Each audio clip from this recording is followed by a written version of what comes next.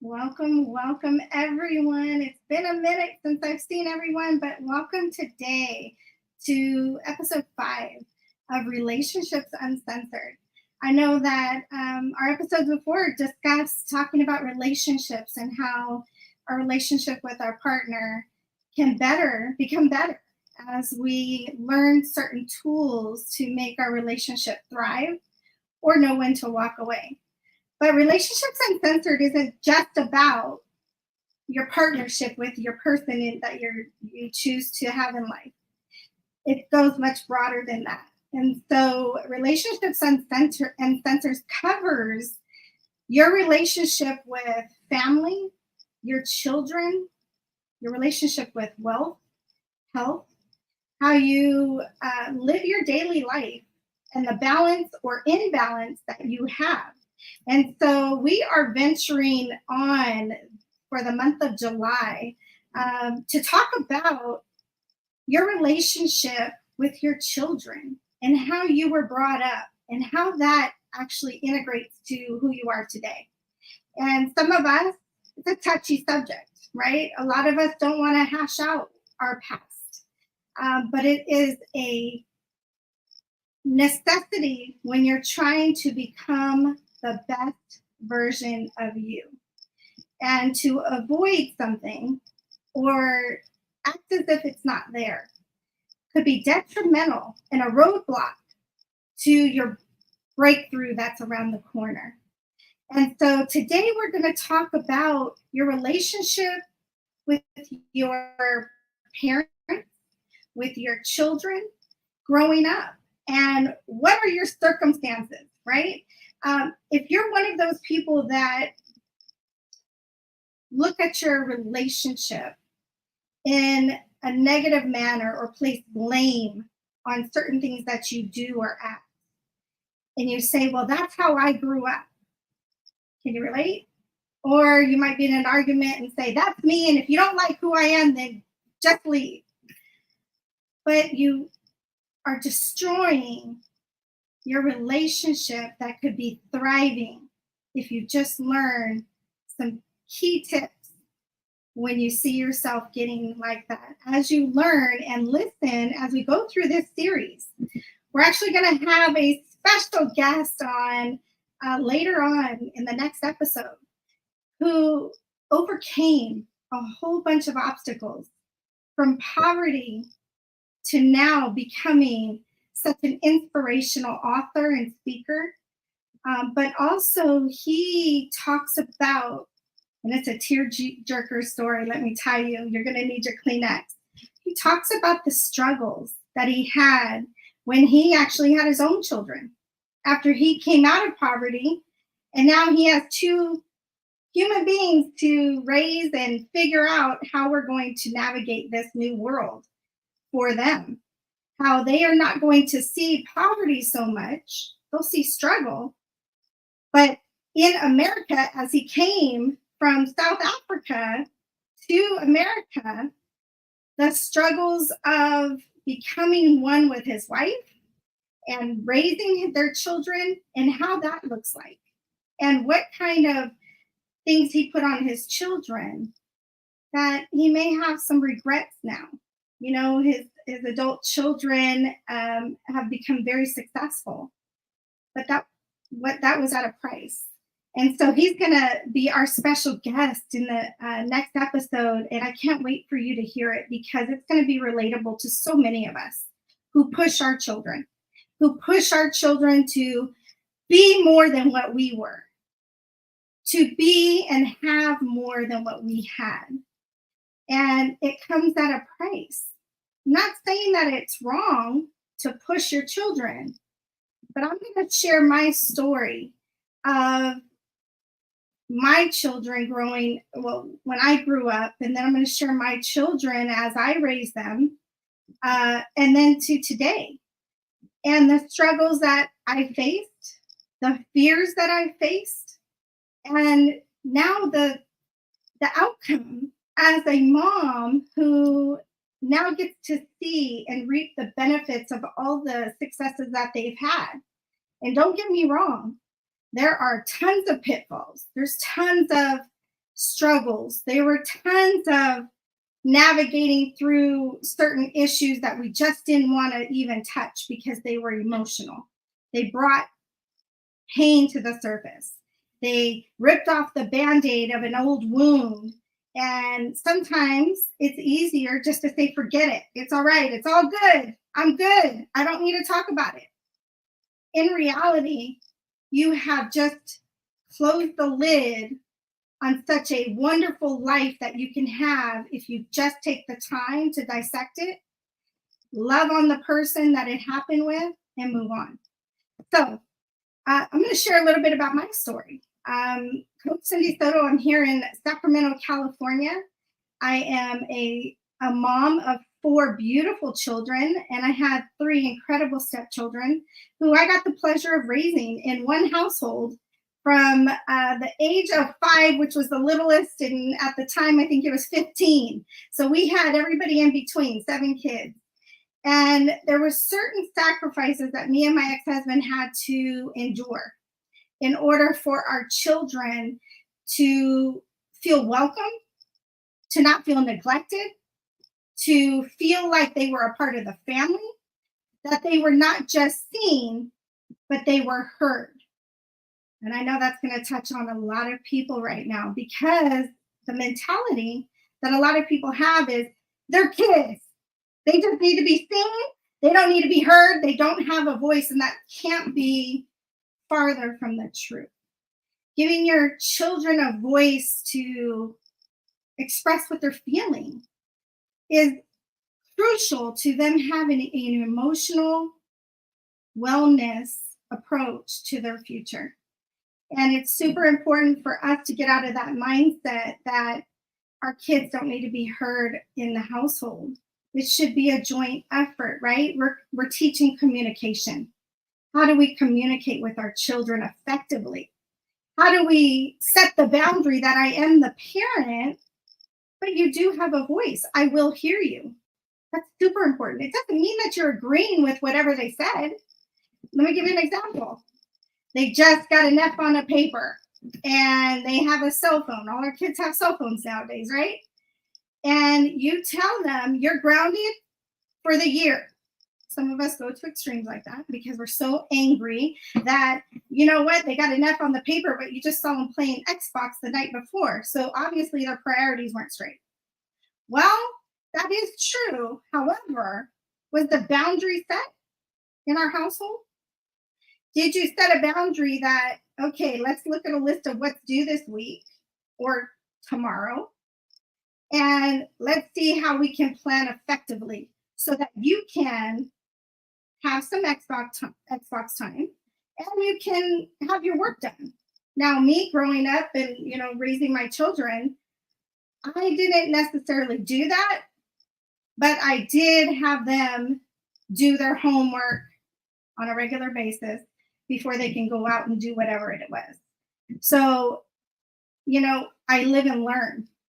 Coach Cindy's not perfect. I don't claim to be, but none of us are. None of us are. We are given tools to teach our children the best that we can with what we have. And there's no fault to that. And any of our children that are coming up are going to realize that, and they may not realize it now, but as they get into adult life, as they have their own children, they're going to realize, like, wow, yeah, mom did do this, or dad did do that, or he was hard on us, but I see why. And it's okay. It's going to be a delayed applause for you. That's okay. Just know that you are doing the best that you can in this season of life. Now, it may change. You may get remarried and you have your partner to help out in the household. That's just a bonus, right? Or things may change where you can afford a nanny to help take some of that burden off, clean the house while you're at work, or tend to the kids, do the homework piece, make sure that's all right. And then you can spend some TV time or some book time or just some playtime with your kids. But it's all setting boundaries and priorities of what is important to you. And if you can't afford things like that now, That's okay. There's ways to work around it, such as I can't afford a cook, I can't afford a nanny, and I definitely can't afford to hire somebody to take my kids all around to every sport they need to be at or take them to school in the morning. So what do?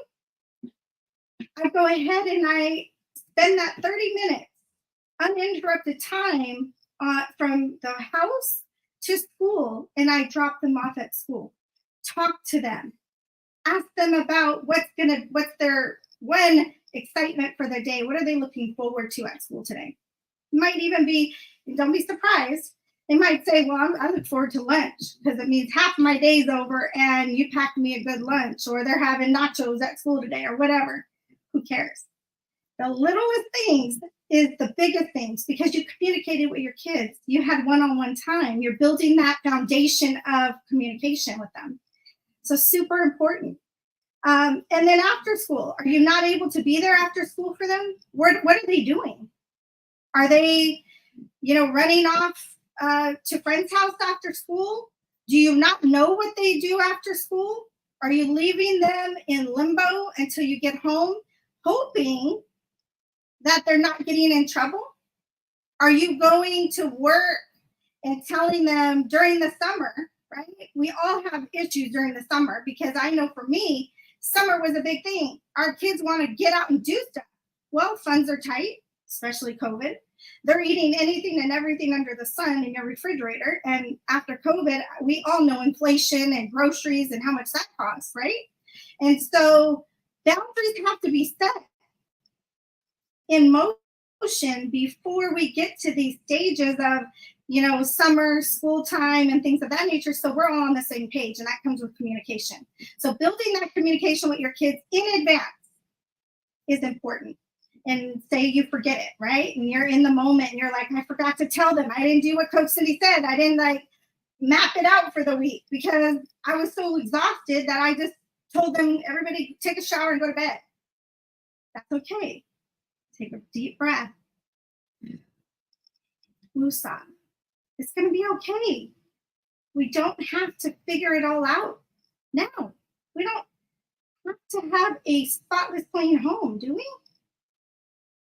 I mean, you have to pick and choose your battles and what is worth putting your effort into. And if I could reverse time, I would take away having to be the perfect mom, the perfect stepmom, the perfect G-ma, and I would just spend my time on memories, on experiences.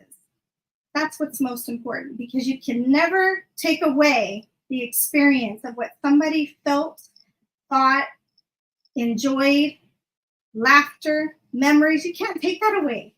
They're always going to be there. But your house is always going to get dirty if not the next day, the next hour, because somebody's going to put a dish in the sink. There's going to be toys on the floor. It's just a never-ending cycle. So exit the rat race of stress and anxiety, and exit the rat race of being the perfect parent. There is no such thing. You will never achieve perfect parent success. I said it. You cannot be the perfect parent. You may strive to be, and that's great. But there's no deep definition of a perfect parent. It's doing the best that you have with what you have in the moment that you're in. And you may have tools today that catapult you into the next season, but then you're at a standstill. Okay, now my child is no longer 1 to 5 years old. Now we're in this next season. How do I navigate school? How do I navigate this homework that I don't even know what my kindergartner's bringing home because they're bringing home stuff I covered in 2nd and 3rd grade? Same with the high schoolers.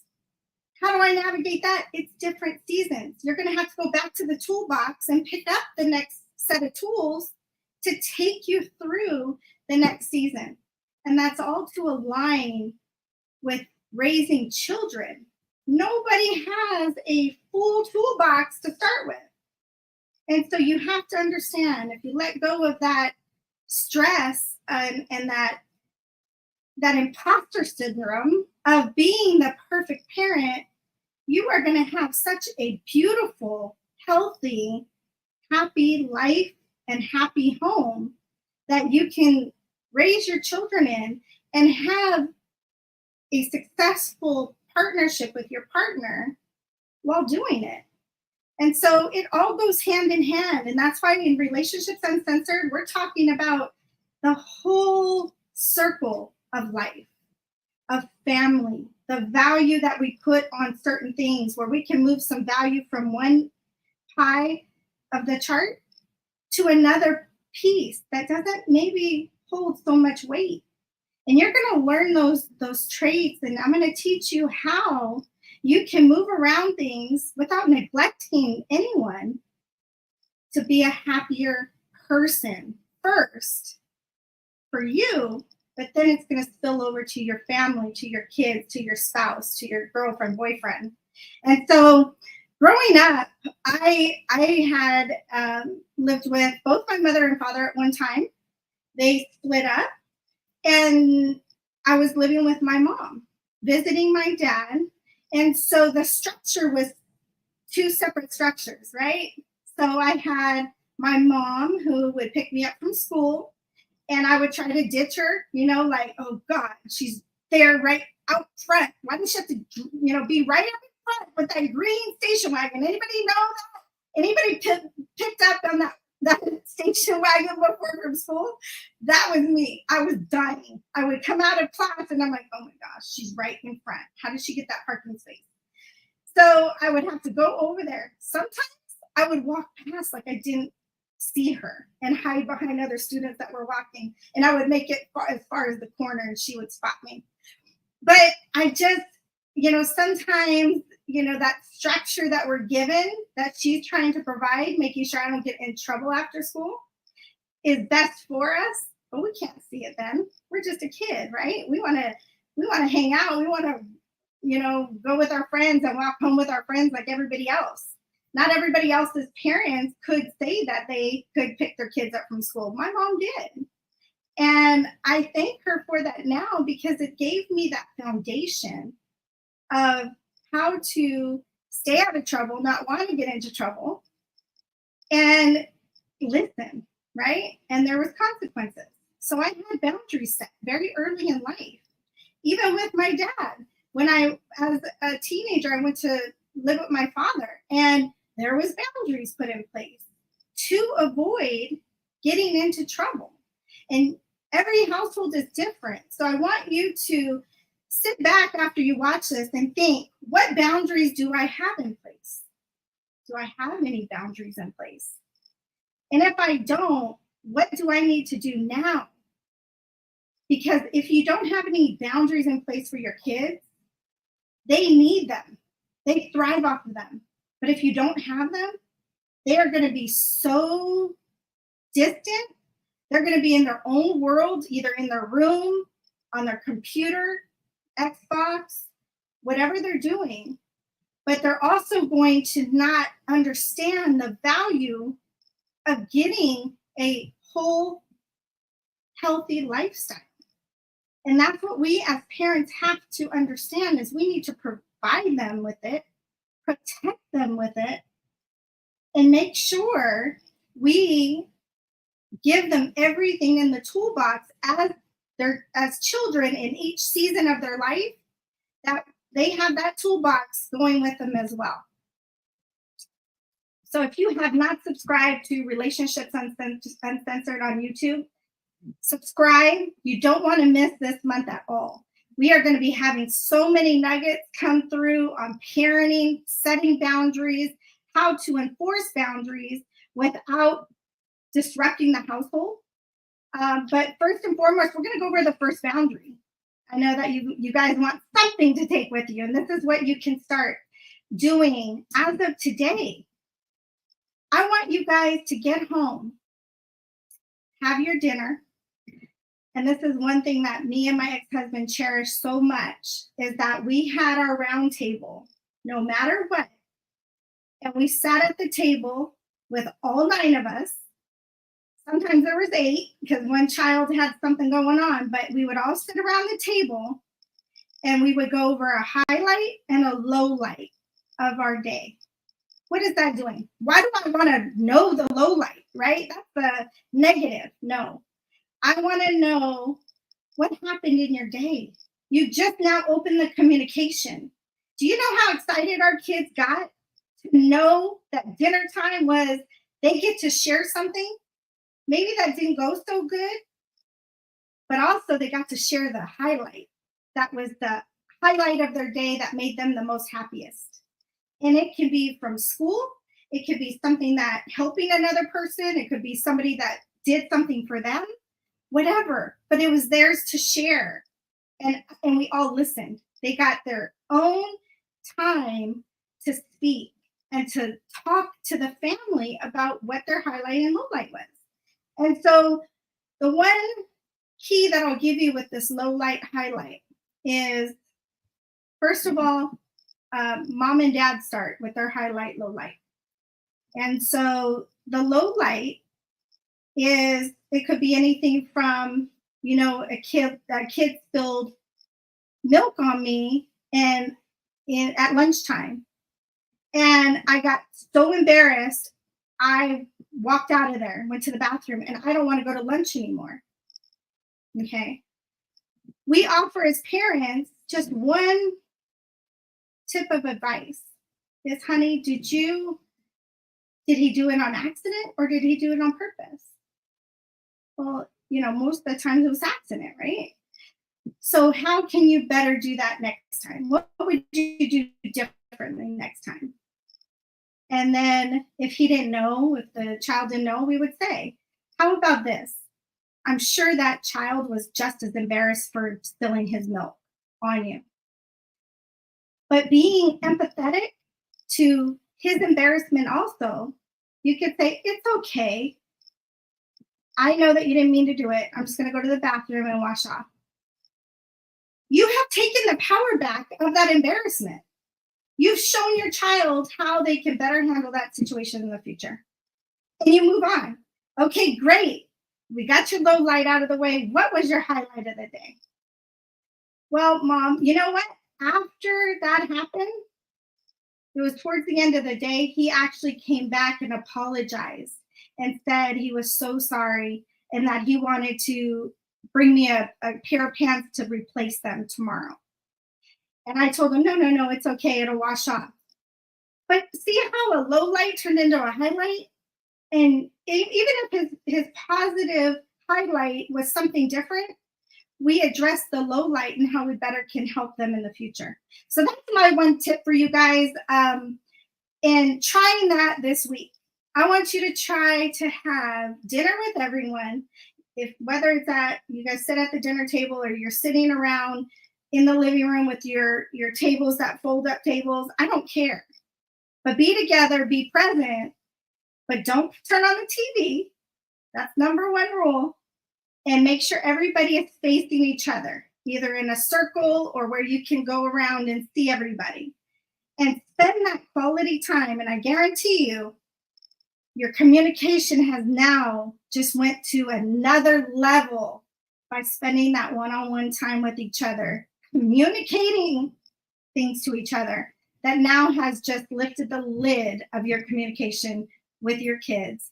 Simple, so easy to do, but so hard not to do. And we can make excuses, but I look forward to hearing your results. Remember, you can always email me, askcindysoto@gmail.com. Go to mefirstnow.com to send me a message. I will read it on air if I can. If we get too many, I will individually respond back to you. But you can also set up a coaching call, one coaching call, and you don't have to set up a series of calls. We can just chat. Tell me about your specific situation and we could tailor it to you. So mefirstnow.com to check out my healing and holistic approach to changing you and getting out of the rat race that you are currently in. And if you don't want to be in it, how to get out. See you soon. And remember, go subscribe on my YouTube so that you get all of the episodes and you don't miss one at Relationships Uncensored. And we'll see you next time with our special guest. Bye-bye.